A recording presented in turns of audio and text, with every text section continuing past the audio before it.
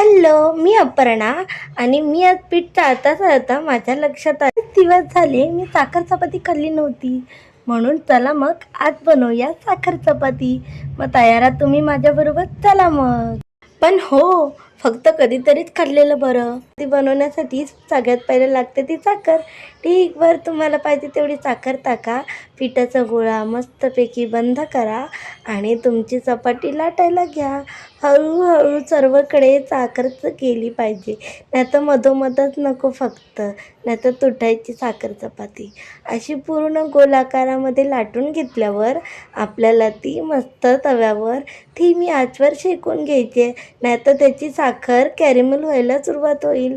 हळूहळू आपल्याला तूप लावून छानपैकी गरम करून घ्यायचे आणि तुमची साखर चपाती खायला रेडी. कोणी कोणी लहानपणी साखर चपाती शाळेच्या डब्यात नेली आहे. Bye bye.